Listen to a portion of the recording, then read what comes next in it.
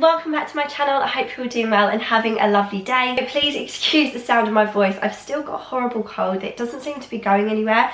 So we're just going to have to put up with this for a little bit longer. So for today's video, as you can probably tell by the title, is to do with becoming more sustainable, energy efficient, eco-friendly. There's so many words I could use, reducing our carbon footprint, all of these things, because it's something that, I'm not going to lie, for a long time I maybe buried my head in the sand about, didn't think much about, because I felt like, what can I personally do to make a difference? It's such a huge problem. But in recent years, I've been seeing more documentaries about what impact our modern lives are having on the planet.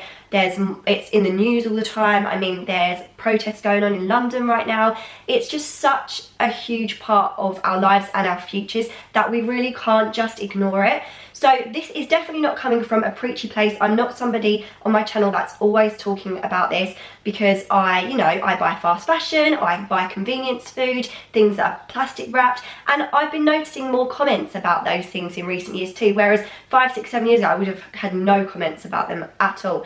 So I'm not an angel and I'm not professing to be, and I'm also really hoping that after I make this video, every single time I maybe show you something I've bought that's plastic, or I've bought an item of clothing from the high street, people aren't going to jump down my throat, because I'm not saying that I'm going to be able to 100% change, and I think none of us should feel guilty about it. We all live modern lives, and in my research for this, I've actually found that it's just such a minefield. I think that's why a lot of us shy away from making a change, because we're like, what can we possibly do?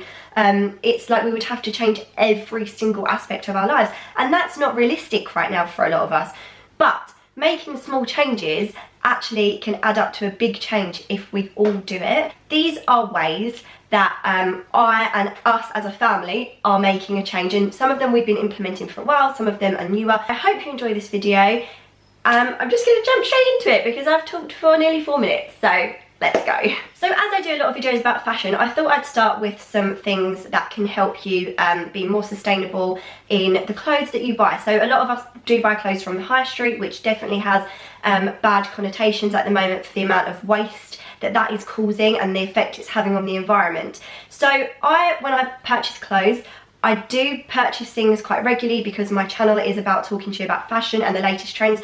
I definitely consume more than the average person because of that reason, but I also don't just wear something once and then chuck it in the bin. That's not what's happening here. So something I like to do is try and really take care of my clothes. So whether that's washing at a lower temperature, this is also going to allow you to use less energy and spend less money, which is a win-win for everybody. Things that I feel like need a real hygienic clean, I do like to wash them on a higher temperature.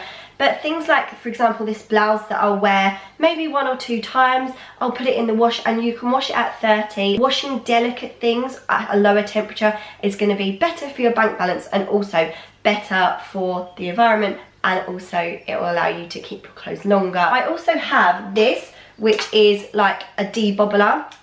You can get them from Amazon, and all you literally do is you switch it on. It makes quite a loud noise, and it will delicately shave off bubbles from jumpers and tops and kids' clothes, literally anything. You can just test on a small patch first to make sure the material is okay for this to be used on. But this is great for making older clothes look newer again. In the summer, we always like to put our clothes up on the washing line instead of putting them in the tumble dryer. It's harder in the winter, obviously, and it's hard in England because it rains a lot.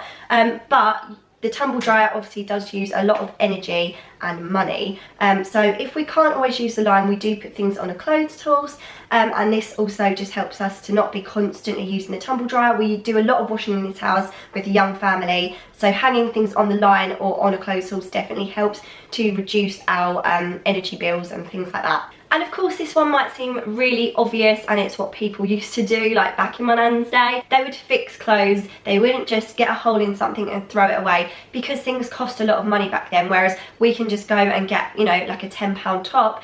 We're more inclined to just go, oh, just chuck it, it's got a hole in it, which is so wasteful, when we can just do a quick stitch in it, sew it up, and it can be as good as new. And then obviously when I am ready to part with things, because I don't want just piles and piles of clothes that I'm never going to wear and just to be a hoarder, I do pass them on.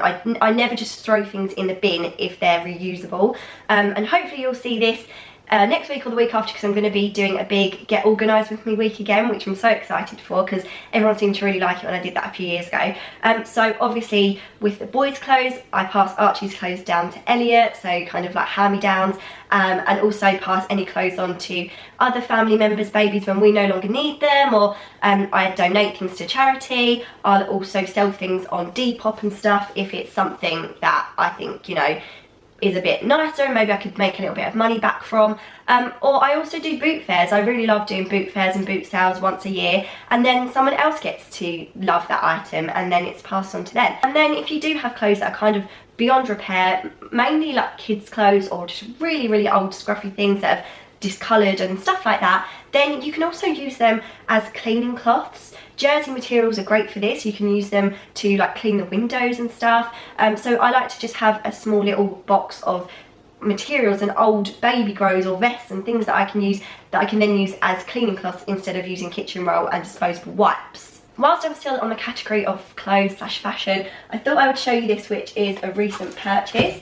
And this is a reusable like lint roller. This is really good because we buy a lot of lint rollers, and yes, they are very cheap. They're like £1 for 2 or something, but the sticky bits that you roll and pull off are not recyclable. So this is reusable. So it comes just with this. It's really, really sticky, and then you just roll what you need to roll, like it's usually Archie's school uniform or just any of our clothes that we're wearing, and then you just run it under the tap and it all kind of clumps off into like a little ball, and then you leave it to dry. Whilst you're washing it, it's not sticky at all, and then you leave it to dry and it's sticky again. This one was from Amazon, and it also came with this cute little travel version which you could just pop in your bag, which is so good. So there are small things that we could be doing in our homes all of the time to make a huge difference.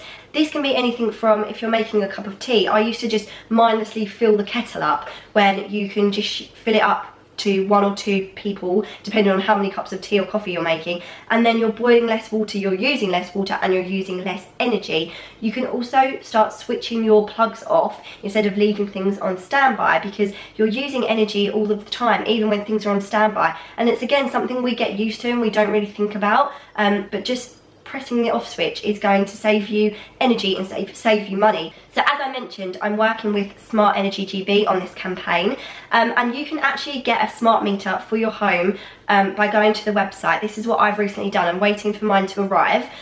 Just going to the website, I'll put it up on the screen for you now, and it means that you can track how much energy you're using and how much money you're spending. So I'll leave some information about Smart Energy GB in the description box below. You might have seen the adverts with the children where they're kind of saying, I want to live in a world where there's polar bears, and it's just really like touching, and it kind of really struck a chord with me. So I'll leave the information about that below and how you can get a smart meter installed for no extra cost in your own home. There are other things you can do, like switching out your light bulbs for LED light bulbs. So when we moved into the house, we had a lot of spotlights put in. They're all LED bulbs, and we've lived here for 8 months. There's not one that's blown, so that's also another win, and they're more energy efficient. So next, I want to kind of go on to food. I mean, I do notice more comments now when I do food shopping hauls than I ever did before. Not loads, but I'll definitely get sort of maybe 1, maybe 2 comments about the single-use plastic items that I purchase with like that the stuff comes in and things like that. So I do try and be more mindful of this. So for example, we worked with SodaStream a while back,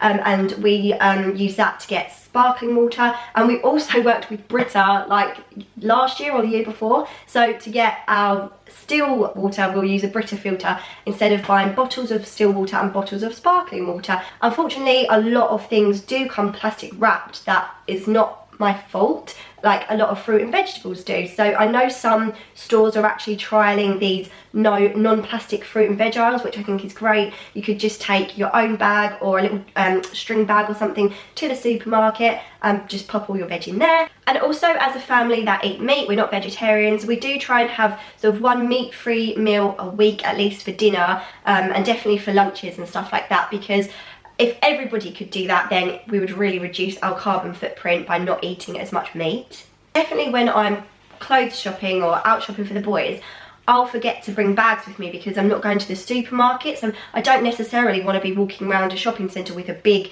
kind of reusable bag. So I recently picked up these, again on Amazon. They're called Bag CU. bag coup, I don't really know, but they fold up into these tiny little pouches which are just perfect to pop in your handbag. And then when you go into a shop and they ask you if you need a bag, and I usually will end up, at least in the first shop, saying yes because I need something to just put stuff in, you can say no thank you, you don't need one, and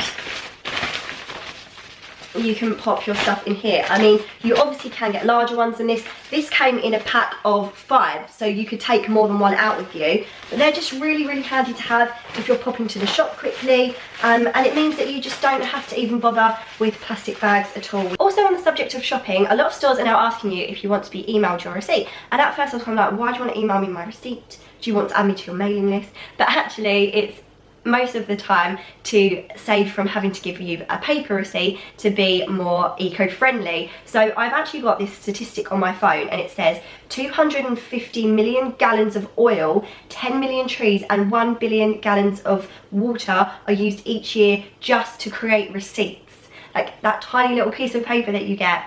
That's so frightening when you think, just for that, that's how many resources are being used. Now, definitely in a store, if they say to me, do you want us to email you your receipt? Then of course I say yes please. It's not always possible, and you do need a receipt obviously, because you may need to take something back, so you can't always do it. But again, if it's an option, you're making that small change to help. Something else we see a lot of when we're out and about in shopping centres, in our towns, is cups, coffee cups, and also straws. I've noticed a big change in this recently. I actually had a McDonald's for the first time in ages the other day and saw that they had paper straws, and like, it actually made me a bit, this sounds really sad, a bit emotional, because I thought, that's amazing, such a massive company has changed to paper straws. Well done McDonald's, I think that's amazing, and I think a lot of other fast food chains will start following in their footsteps if they haven't done so already. I also recently purchased these, which are metal straws. I got these more to have at home, but you could definitely like just pop that in your bag as well to take out with you for a drink. These are going to be so much better for the environment because we can use these for years. They're just like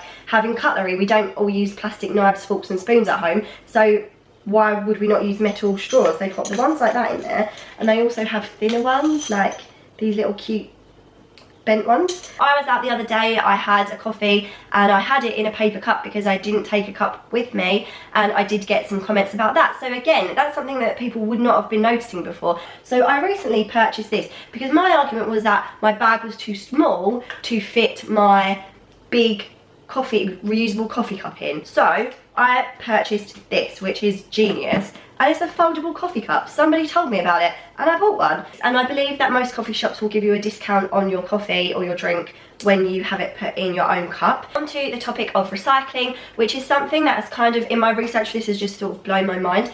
I didn't know, probably everyone knows this, I didn't know, that if you don't clean out your milk bottles and things that you're recycling and you just put them in the bin, most of the time they don't get recycled, because it can affect the other products like paper that are also going through the recycling plant. So I had no idea that not washing things out meant that they probably wouldn't get recycled. I also found these lists of things that people wrongly think can be recycled, which really shocked me. Again, some of you probably knew this, some of you maybe didn't, and things that you can recycle. So I'm going to put the lists up on the screen now so you can see, so you can pause it if you want to, or I'll copy them in the description box below as well, because I was really surprised by some of them. So I really hope that you maybe could take something from that video and found it helpful. I've definitely found it helpful learning all about this, and it's really opened my eyes. But just remember, this is a journey, it's not a destination. You don't need to do it all now. Thank you so much for watching, everyone. I really hope you enjoyed this video. Give it a thumbs up if you did, and also subscribe if you haven't already, and I'll see you in another video very soon. Bye guys.